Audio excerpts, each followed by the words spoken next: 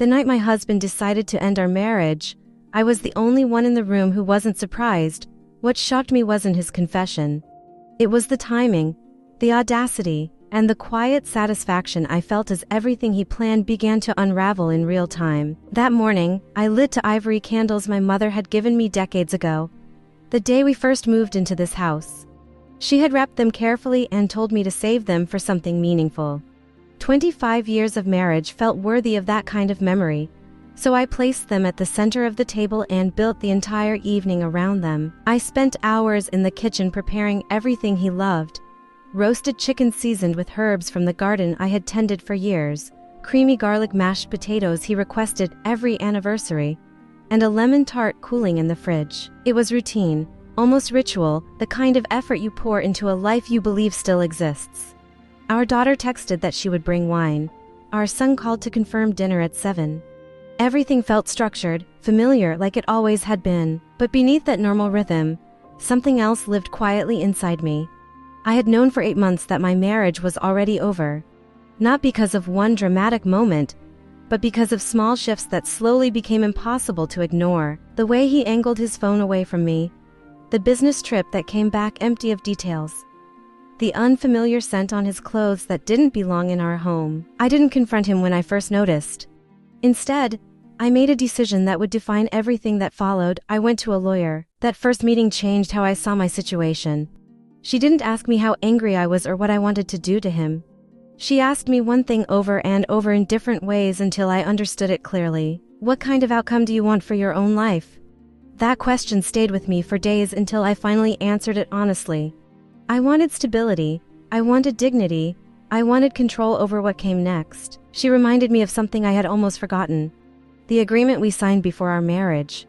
At the time, it had felt like a formality tied to his family's wealth and property. I had read it carefully back then, but I never imagined I would need it. Hidden in that document was a clause that would change everything. If either partner committed infidelity and it could be proven, the other would walk away with the majority of shared assets and the home. That clause became my protection. Over the next 8 months, I built a quiet case. I followed my lawyer's advice and gathered evidence, receipts, records, a detailed report from a private investigator.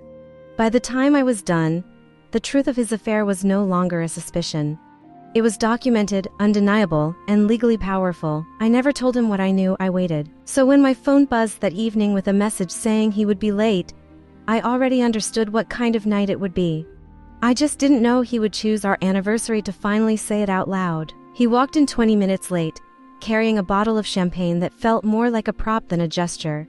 He kissed my cheek with no warmth, like someone going through emotion he had already emotionally abandoned.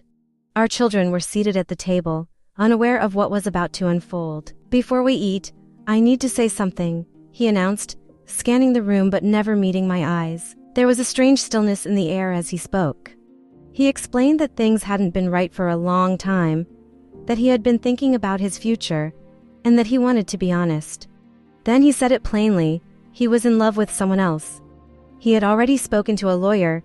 He wanted a clean separation. Our daughter reminded him what day it was, her voice calm but cutting through the moment.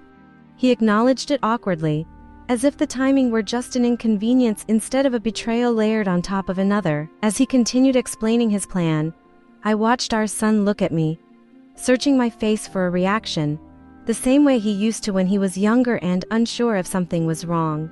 I realized in that moment that I wasn't reacting at all. I was ready. I reached for my handbag and placed it on the table. From inside, I pulled out a simple folder and set it in front of him. That small movement shifted the entire energy of the room. I told him calmly that I had heard everything he said and that I appreciated his honesty. Then I offered him the same in return. I explained that the folder contained a copy of our original agreement, and I directed him to a specific section. He opened it slowly, confident at first, then increasingly unsettled as he read. I watched the exact moment his understanding changed. His expression tightened, his movements slowed, and the confidence he walked in with disappeared piece by piece.